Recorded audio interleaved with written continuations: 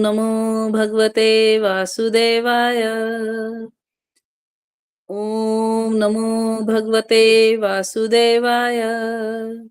नारायणं नमस्कृत्यां नरं चैव नरोत्तमं देवीं सरस्वतीं व्यासं ततो जयमुदीरये। नष्टप्रायेषु अभद्रेषु नित्यं भागवत सेवया भगवती उत्तम श्लोके भक्तिर्भवती नष्टकी। ग्रंथराज श्रीमद् भागवतम की जय। नमः विष्णुपादाय कृष्णपृष्ठाय भूतले श्रीमते कृतदास जी अधिकारी इति नामिने। गुरु महाराज की जय। श्रील प्रभुपाद की जय। अनंत कोटि वैष्णव वृंद की जय। आप सभी भक्त वृंद की जय। हरे कृष्णा। सभी को दंडवत प्रणाम। तो आज हम करने वाले हैं स्कंद 1 अध्याय 5 श्लोक संख्या 11 से नारद द्वारा व्यासदेव को श्रीमद् भागवत के विषय में आदेश। हम पढ़ रहे हैं अध्याय। तो पिछले अध्याय में कहा गया कि जो वाणी भगवान की महिमा का गायन नहीं करती वो कौओं के तीर्थ के समान है, यानी कौओं की कां कां करने जैसी है। जितनी भी ग्राम्य वार्ता है, जितनी भी समाज की बातें हैं, जितनी भी शरीर संबंधी बातें हैं, वो सब क्या है, यहाँ बताया गया है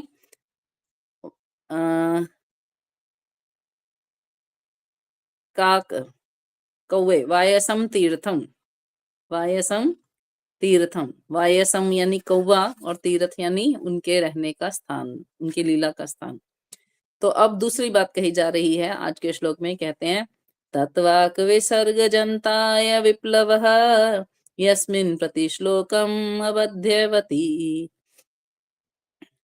अपि नामानि अनन्तस्य यश अंकितानि यत् शृण्वन्ति गायन्ति गृह्णन्ति साधव।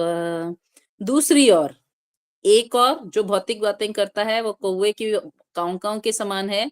दूसरी ओर जो साहित्य असीम परमेश्वर के नाम, यश, रूपों तथा लीलाओं की दिव्य महिमा के वर्णन से पूर्ण है, वह कुछ भिन्न ही रचना है जो इस जगत की गुमराह सभ्यता के अपवित्र जीवन में क्रांति लाने वाले दिव्य शब्दों से ओतप्रोत है।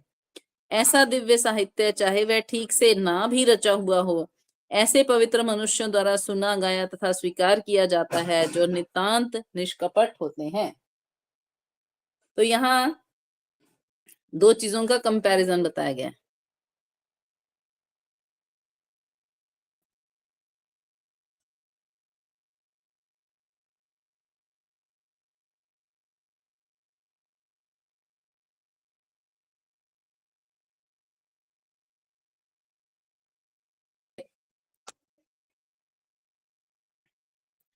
तो यहाँ पे बहुत सुंदर बात कही गई है कि जो ऐसा साहित्य है जिसमें परमेश्वर के नाम, यश, रूप और लीलाओं का वर्णन है, वो किसके द्वारा सुना, गाया और स्वीकार किया जाता है?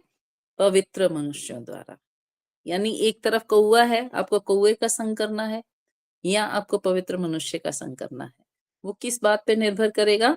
आपकी बात कैसी है, आपको कौन सा संग प्राप्त होगा, ये इस चीज पे निर्भर करता है कि आपके मुख में कैसी बात है। यदि आप भगवान की बात कर रहे हो तो आपको पवित्र मनुष्यों का संग मिलेगा। यदि आप ग्राम्य वार्ता कर रहे हो तो आपको कौवे जैसे मनुष्यों का, काऊ काऊ करने वाले मनुष्यों का संग मिलेगा। तो यहाँ श्रील प्रभुपाद कहते हैं कि बुद्धिमान मनुष्य को चाहिए विष के कुंड से भी अमृत ग्रहण कर ले, गंदगी में पड़े सोने को भी स्वीकार कर ले, अज्ञात कुल की भी उत्तम तथा सुयोग्य पत्नी को ग्रहण कर ले, और अछूत से अछूत कुल से संबंध शिक्षक से भी सदुपदेश प्राप्त कर ले। ये कुछ नैतिक शिक्षाएं हैं जो सभी स्थानों पर बिना किसी अपवाद के हर एक पर लागू होती हैं। तो हमें क्या करना है ये हमें पता होना चाहिए, ये निश्चित होना चाहिए। हमें शिक्षा ग्रहण करनी है भगवान के बारे में, हमें अच्छे से अच्छा संग करना है, हमें अच्छी से अच्छी वस्तु प्राप्त करनी है। तो ये चीजें करने के लिए हमें जो जो चीजों की आवश्यकता है उनको हम निश्चित रूप से यूज कर सकते हैं। तो कहते हैं परमेश्वर के पवित्र नाम और यश का प्रसार करने से जगत का दूषित वातावरण बदल सकता है। मान लो आप कहीं ऐसी परिस्थिति में फंसे हो जहां से आप निकल नहीं सकते, वो वातावरण आपको लगता है ग्राम्य वार्ताओं से युक्त है या काऊ काऊ कौवे की काऊ काऊ से युक्त है, तब भी आप क्या कर सकते हो, वहां कृष्ण नाम लेना शुरू कर दो, तो तुरंत ही वहां क्या हो जाएगा, वातावरण बदल जाएगा। जो भक्ति है ना, उसका एक बहुत सुंदर गुण है। वो क्या है कि उसके लिए कोई कंडीशन नहीं है, ये अनकंडीशनल है। मतलब ऐसा नहीं हम कह सकते अगर मैं ऐसा होऊंगा तो मैं भक्ति करूंगा, नहीं। आप जिस भी कंडीशन में हो उसी कंडीशन में रहकर भक्ति करो और भगवान उसे स्वीकार करेंगे ही। तो ये बहुत महत्वपूर्ण है कि भक्ति के लिए परिस्थिति की आवश्यकता नहीं है। कुछ लोग बोलते हैं कि अभी बच्चे छोटे हैं, बड़े हो जाएंगे तो भक्ति करेंगे। कुछ लोग बोलते हैं अभी तो बहुत जिम्मेवारियां हैं, वो निपट जाएं फिर भक्ति करेंगे। कुछ लोग बोलते हैं कि अभी तो शरीर में काम करने की स्वास्थ्य है, अच्छा है, अभी काम कर लें, बुढ़ापे के लिए धन जमा कर लें, बाद में हम भक्ति करेंगे। नहीं, भक्ति क्या है, फ्रॉम प्रेजेंट है। अभी से अगर आप कर रहे हैं तो वो भक्ति है। दूसरा, इन गिवन कंडीशन, जिस कंडीशन में आप रह रहे हो उसी में आपको भक्ति शुरू करनी है। आप इंतजार नहीं कर सकते कि पहले मेरी परिस्थिति बदले फिर मैं भक्ति शुरू करूंगा, ये नहीं होने वाला। परिस्थिति बदलेगी तो कुछ और परेशानी आ जाएगी। क्यों? क्योंकि ये भौतिक जगत क्या है, दुखालय है। तो दुखालय होने की वजह से अशाश्वत है और हमेशा बदलता रहता है, बदलता रहता है, बदलता रहता है। तो बदलाव तो आएगा, परंतु एक दुख के बाद दूसरा दुख आएगा। बीच में हो सकता है आपको कुछ सुख की अनुभूति हो, परंतु दुख पे दुख आते जाना है, क्योंकि ये दुखों का घर है। तो इसीलिए क्या करना है, परमेश्वर के नाम और यशोगान का प्रसार प्रचार करना है। कुछ लोग इसे रोकने का प्रयत्न करते हैं, परंतु जिम्मेदार भारतीय नागरिक, शिल प्रभुपाद लिख रहे हैं, जिम्मेदार भारतीय नागरिक का यह कर्तव्य है कि वह श्रीमद् भागवत के दिव्य संदेश को सर्वोपरि कल्याण तथा वांछित शांति लाने के लिए विश्व भर में प्रसारित करे। सोचिए कितनी बड़ी बात है कि फॉरेन कंट्रीज में श्रीमद् भागवतम को एक सब्जेक्ट की तरह एक्सेप्ट करके उस पे थीसिस, उसकी अंडरस्टैंडिंग बनाना, उस पे पढ़ाई करना और डीप स्टडीज करना, वो सब स्टार्ट हो चुका है। जैसे हमारे देश में सब्जेक्ट है ना अलग अलग, कि कोई पॉल साइंस पढ़ रहा है, कोई सिविक्स पढ़ रहा है, कोई ज्योग्राफी पढ़ रहा है, तो हैं तीनों एक ही, पर तीनों के अलग अलग आगे पार्ट्स हो गए। ऐसे ही फॉरेन कंट्रीज में किसी कई कई यूनिवर्सिटीज में क्या शुरू हो गया, श्रीमद् भागवतम एक सब्जेक्ट है और आप इसका गहन अध्ययन करो और इस पे थीसिस लिखो, यानी इसका मीनिंग लोगों को समझाओ और लोगों को पढ़ाओ और अपने जीवन में चेंज लेके आओ। तो आप सोचिए कितना बड़ा, कितना महान ग्रंथ है ये श्रीमद् भागवतम, और इसमें क्या दिया गया है ना। तो कहते हैं, निष्कर्म्यम अपि अच्युत भाव वर्जितम न शोभते ज्ञानमलम निरंजनम कुतः पुनः शश्वत भ्रमदीश्वरे अभद्रमीश्वरे नाचा अर्पितम कर्म यदि अकारणम। आत्म साक्षात्कार का ज्ञान समस्त भौतिक आसक्ति से रहित होने पर भी शोभा नहीं देता यदि वह अच्युत यानी ईश्वर के भाव से शून्य हो। तो फिर उन सकाम कर्मों से क्या लाभ है यदि वे भगवान की भक्ति के लिए काम ना आ सके, जो स्वभावतः प्रारंभ से ही दुखप्रद तथा क्षणिक होते हैं। तो कई लोग बोलते हैं हमें तो आत्म साक्षात्कार हो गया, हम तो जानते हैं सब कुछ। तो यहाँ ये श्लोक क्या कहता है, आत्म साक्षात्कार यानी सकाम कर्मों के बंधन से मुक्त होना, है ना। आत्म साक्षात्कार यानी मुझे पता चल गया मैं आत्मा हूं, अब मुझे शरीर के लिए कार्य करने की आवश्यकता नहीं है, ये होता है आत्म साक्षात्कार। अगर हम इसका सिंपल मीनिंग देखें तो कोई व्यक्ति सोचता है कि मुझे आत्म साक्षात्कार हो गया, मैं अपने आप को आत्मा समझने लग गया, तो चेक करना पड़ेगा कि क्या सही में आत्म साक्षात्कार हुआ है, और यदि उसमें फिर भी भौतिक आसक्ति बनी हुई है और भगवान का भाव उसमें नहीं आया, तो फिर उसका कोई लाभ नहीं है। मुझे एक उदाहरण याद आया, एक बहुत ही सुंदर पास टाइम है राधा गोविंद महाराज का। राधा गोविंद महाराज कहते हैं, जब हमने भागवतम कथा करनी शुरू करी, तो सब ये सब पढ़ते पढ़ते ऐसा लगता था कि यदि हम में विनम्रता नहीं है, तो हम कैसे आत्म साक्षात्कार कर सकते हैं। यानी हमारा दूसरे जीव के प्रति जो जो व्यवहार है ना, उससे पता चलेगा कि हम सही जा रहे हैं या नहीं। तो कैसे पता चले दूसरे जीव के प्रति व्यवहार? दूसरे जीव तो आके माथा टेकते हैं क्योंकि हम भागवतम कर रहे हैं। तो कोई मान अपमान का संबंध ही नहीं है, यहाँ तो रिस्पेक्ट ही रिस्पेक्ट मिल रही है और हम फूलते जा रहे हैं, फूलते जा रहे हैं। तो कहते हैं ऐसे ही कथा करते करते हम ये एक गांव से दूसरे गांव जाना था, तो कोई सवारी की व्यवस्था थी नहीं, हम पैदल ही चल पड़े अपना सामान उठाते हुए। तो श्रीमान गोविंद महाराज का सामान क्या होता था? एक भागवत की पोथी और एक धोती चद्दर का सेट ऑरेंज, और कुछ वो लेके नहीं चलते थे। तो वो सामान लेके चल रहे हैं, चल रहे हैं।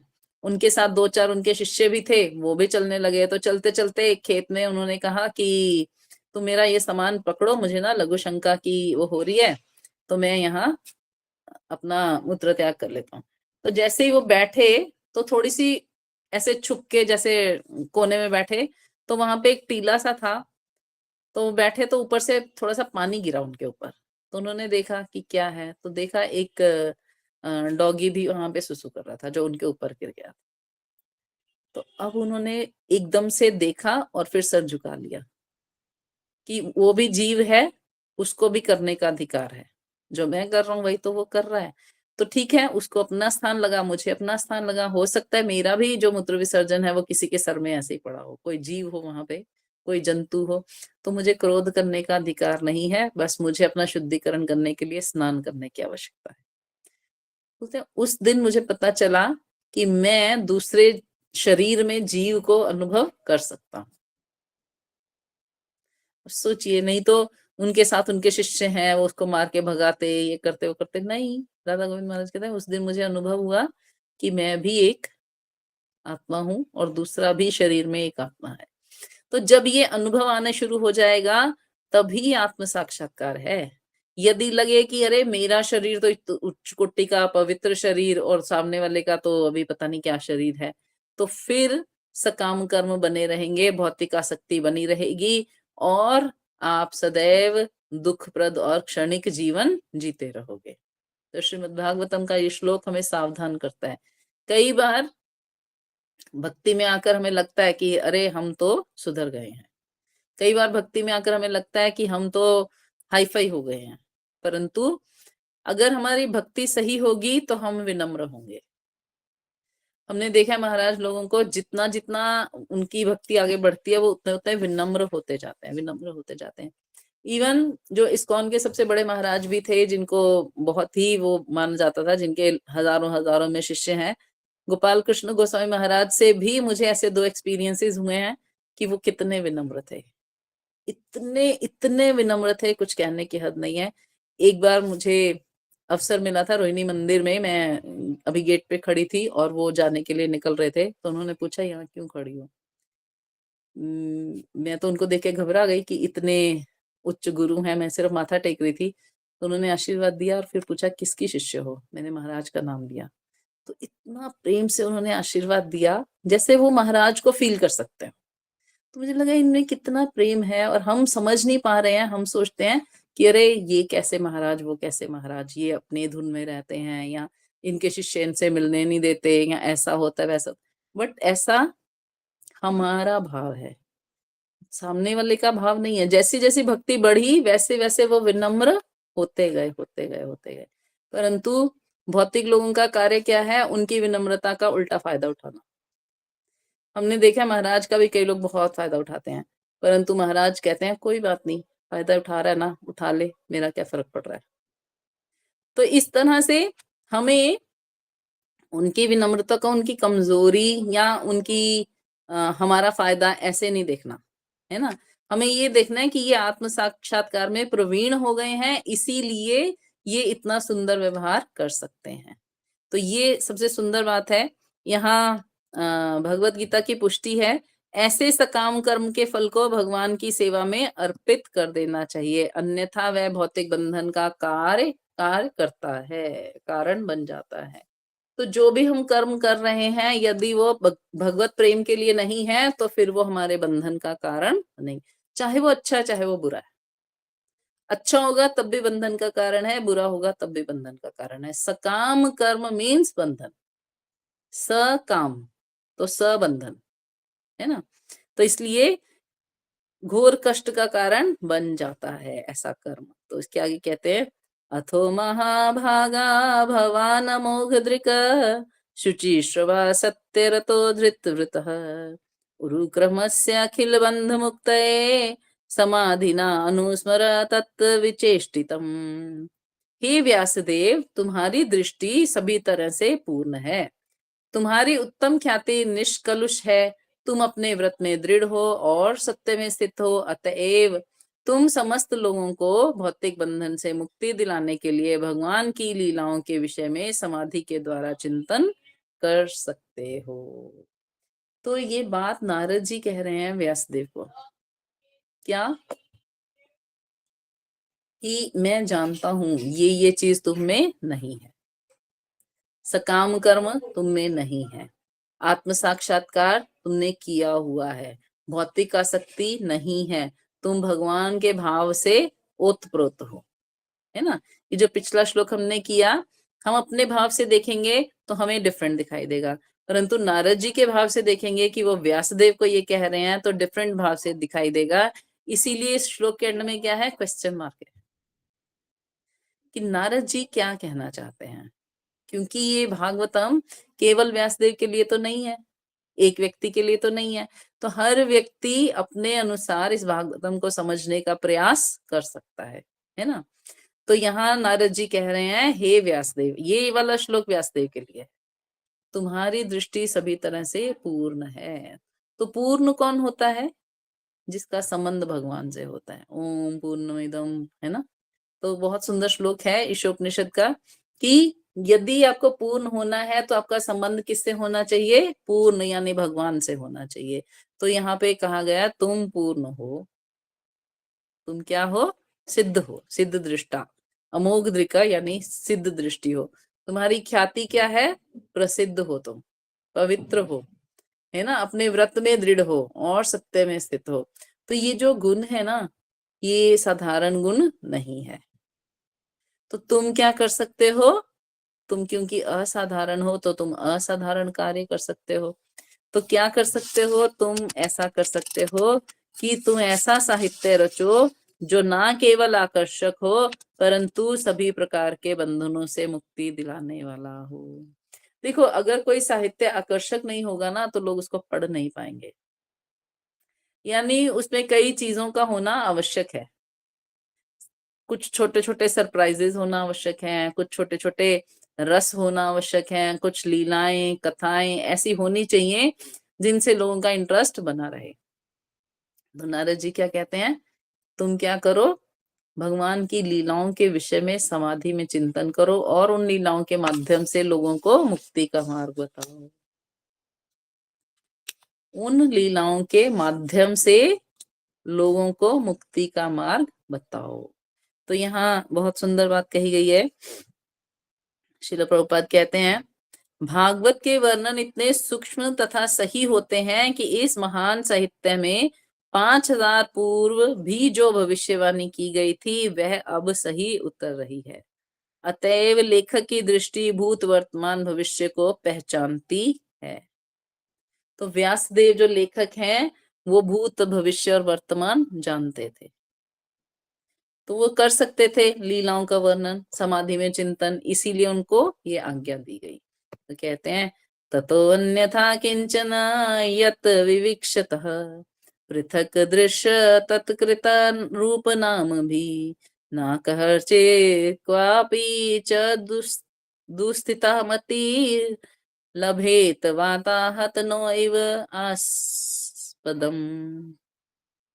तुम भगवान के अतिरिक्त विभिन्न रूपों, नामों तथा परिणामों के रूप में जो भी कुछ वर्णन करना चाहते हो, वह प्रतिक्रिया द्वारा मन को उसी प्रकार आंदोलित करने वाला है जिस प्रकार आश्रयविहीन नाव को चक्रवात आंदोलित करता है। तो तात्पर्य में श्रील प्रभुपाद बहुत सुंदर लाइन लिखते हैं। श्रील व्यासदेव वैदिक साहित्य के समस्त वर्णनों के संपादन करता है, अतएव उन्होंने अनेक प्रकारों से दिव्य अनुभूति का वर्णन किया है, यथा सकाम कर्म, मीमांसा, योग शक्ति, भक्तिमय सेवा। इसके अतिरिक्त उन्होंने विविध पुराणों में अनेक देवताओं की विभिन्न रूपों तथा नामों से पूजा किए जाने की भी संस्तुति की है। इसका परिणाम यह हुआ कि जन सामान्य भ्रांत है कि वे किस भगवान की सेवा में अपना मन किस तरह स्थिर करें और आत्म साक्षात्कार का मार्ग कैसे ढूंढें। तो वो भटक गए। आपने हर चीज को गुचड़ पुचड़ कर दिया। आप हर चीज को समझ सकते थे, इसीलिए आप कहीं भी स्टेबल नहीं हुए, स्टेबिलिटी नहीं आई। क्या हो गया? आपने इधर की भी बात करी, उधर की भी बात करी, तो लोग कंफ्यूज हो गए। अब लोग समझ नहीं पा रहे देवी देवताओं की पूजा करनी है कि हमें अच्छे काम करने हैं कि ऐसे ऐसे काम कर्म करने हैं, क्या करना है लोग समझ नहीं पाते। तो तुम्हें क्या करना है? उनका मन स्थिर हो जाए ऐसा कोई कार्य करना है। तो भागवतम पढ़ने से क्या होगा? हमारा मन शुद्ध भक्ति पर स्थिर हो जाएगा। तो यहाँ एक सुंदर उदाहरण दिया गया। भगवान विभिन्न विस्तारों के रूप में प्रकट होते हैं। भगवान विभिन्न विस्तारों के रूप में प्रकट होते हैं, यानी जो भी कुछ प्रकट है वो भगवान से ही है। चाहे वो कोई देवी देवता हो, चाहे कोई हम हो, चाहे राक्षस हो, चाहे अवतार हो, वो सब कहाँ से आए हैं? भगवान से आए हैं। उनके अंश हैं, उनकी कला है, हमने पढ़ा, आ, उनकी शक्त्यावेश हैं, परंतु आए कहाँ से हैं? भगवान से ही आए हैं। तो कंफ्यूजन क्या है? हम इस रूप की सेवा करें कि उसकी करें, पूजा करें कि अर्चना करें, कि ऐसा करें कि वैसा करें। तो यहाँ निश्चित क्या हुआ? मूल में जल डालना ही वृक्ष को सींचने की सही विधि है। यदि ये समझ में आ गया कि मूल तो कृष्ण है और कृष्ण को पकड़ लिया, तो फिर सब अपने आप ही पकड़ में आ जाएंगे। इसीलिए व्यासदेव को चाहिए कि भागवत पुराण के अतिरिक्त अन्य किसी पुराण का संकलन ना करते, क्योंकि उसमें रंच मात्र विचलन से आत्म साक्षात्कार में बड़ा उपद्रव हो सकता था। तो नारद जी बता रहे हैं कि तुम्हारे असंतोष का कारण क्या है।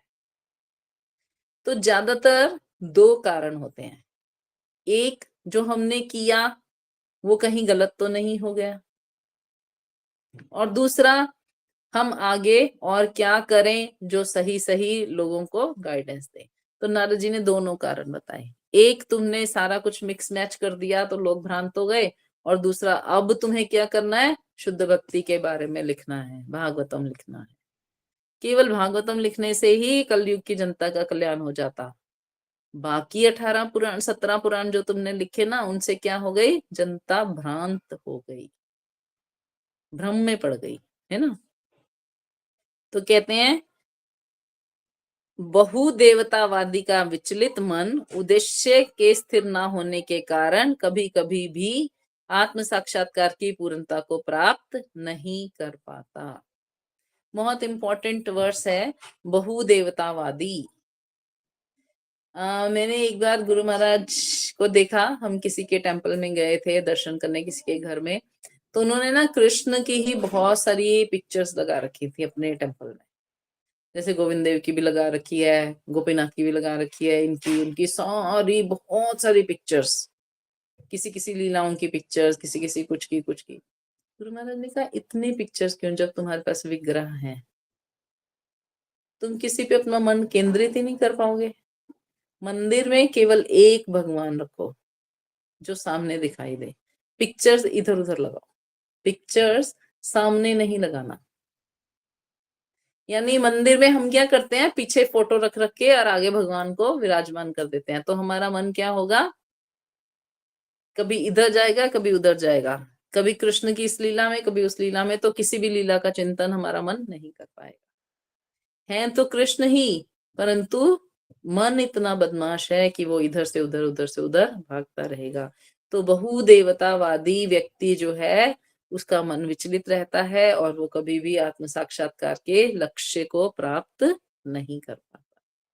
उसके अगले श्लोक में बहुत सुंदर बात कहते हैं, जुगुप्सितं धर्म कृते अनुशासितः स्वभाव रक्तस्य महान व्रतिक्रमः यत्वाक्यतः धर्म इति इतरतरो स्थितः नामन्यते तस्य निवारणं जनः।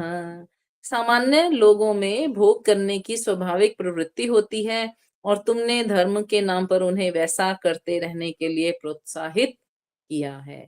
यह अत्यंत घृणित तथा अत्यंत अनुचित है। चूंकि वे लोग तुम्हारे उपदेशों के अनुसार मार्गदर्शन प्राप्त करते हैं, अतः वे ऐसे कार्यों को धर्म के नाम पर ग्रहण करेंगे और निषेधों की भी परवाह नहीं करेंगे।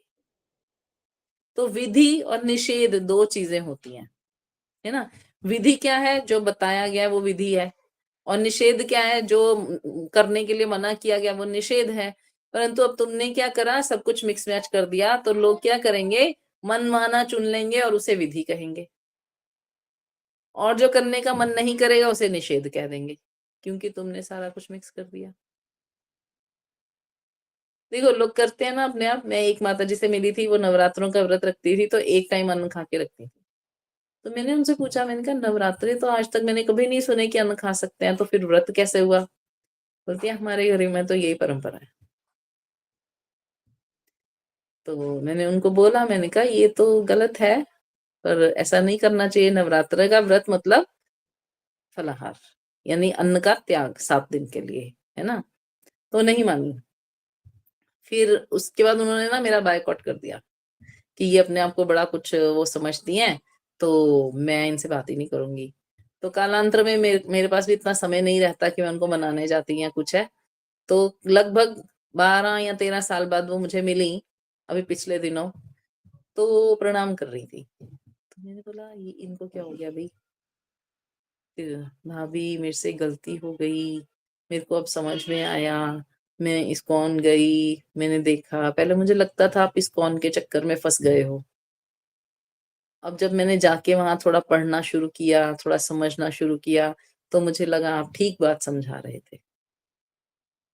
तो लोग क्या कर रहे हैं, मनमाना ग्रहण कर रहे हैं और मनमाना छोड़ रहे हैं। कर तो व्रत रहे हैं नवरात्रि का, परंतु अन्न खा रहे हैं, तो मनमाना ग्रहण कर लिया, है ना। इसी प्रकार और भी बहुत सारी चीजें हैं। ये तो एक ऐसे छोटा सा उदाहरण मेरे मन में आ गया। आप देख सकते हो बहुत सारे लोग क्या बोलते हैं, नवरात्रों में प्याज छोड़ देंगे, बाकी दिन तो खा सकते हैं। तो ये यदि वो शुद्ध नहीं है, आपको पता है, तो फिर क्या बाकी दिन आप अशुद्ध रहना चाहते हो?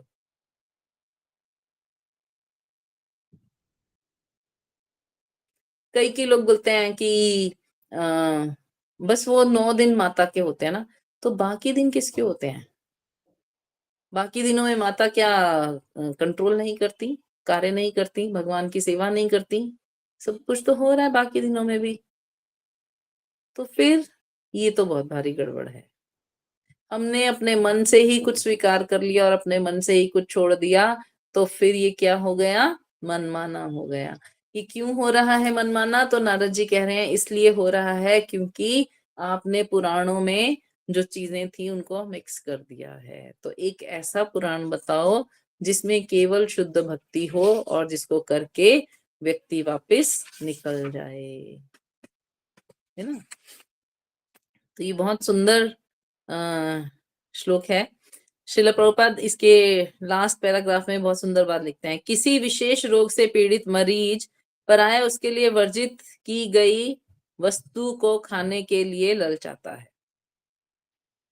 लेकिन दक्ष चिकित्सक कभी भी मरीज से समझौता करके उसे कुपथ्य खाने की अनुमति नहीं देता। भगवत गीता में भी यह कहा गया है कि सकाम कर्म में अनुरक्त व्यक्ति को उसकी वृत्ति से परांगमुख नहीं करना चाहिए, क्योंकि उसे धीरे धीरे आत्म साक्षात्कार के पद तक ऊपर उठाया जा सकता है। कभी कभी यह उन लोगों पर लागू होता है जो बिना किसी आध्यात्मिक अनुभूति के कोरे में मानसक बने रहते हैं, लेकिन जो भक्ति के पथ पर लगे हैं उन्हें ऐसे उपदेश की हमेशा आवश्यकता नहीं रहती। तो जो भक्ति करना चाहता है, इस जिसने भक्ति का रास्ता पकड़ा है, उसे आवश्यकता नहीं है, वो धीरे धीरे अपनी चीजों को सेटल कर लेगा। परंतु जो देखा देखी या मन मन से आ गए हैं और उन्होंने कोई नियम निश्चित नहीं किया है, उनके लिए ये बड़ा ही घातक हो सकता है। खुद ही ग्रंथ पढ़े, खुद ही अपने नियम बनाए और खुद ही उसका पालन किया और खुद ही 84 लाख योनियों का सेटअप तैयार कर लिया। तो शास्त्र पढ़कर भी, शास्त्र के अनुसार जीवन जीकर भी आप 84 लाख योनियों का चक्र बना सकते हो, यदि आप किसी सही गुरु, वैष्णव गुरु, पारंपरिक प्रमाणिक गुरु की शरण में नहीं जाते हो। तो इसलिए मनमाना करने से नहीं होगा। शास्त्र में हमें कुछ एक्सेप्शंस दी गई हैं, वो एक्सेप्शंस किस लिए हैं? ताकि मिनिमम से मिनिमम आप ये तो करो। और हम क्या करते हैं, उसी मिनिमम स्टैंडर्ड पर रुक जाते हैं। जैसे इस्कॉन का नियम है मिनिमम 16 माला, हम रुक गए उसी पे। हम सोचते हैं 16 हो गई, हाँ हो गया काम खत्म। तो ये हमारी परेशानी है। व्यासदेव को नारद जी क्या समझा रहे हैं? तुमने लोगों को मिनिमम बता दिया है, अब वो भक्ति की तरफ जाने की बजाय सकाम कर्म की तरफ जा रहे हैं, इसीलिए तुम्हारा मन क्या हो रहा है? खिन्न हो रहा है। तुमने अनजाने में उनको गलत रास्ता दिखा दिया। हरे कृष्णा। तो आज हम यहाँ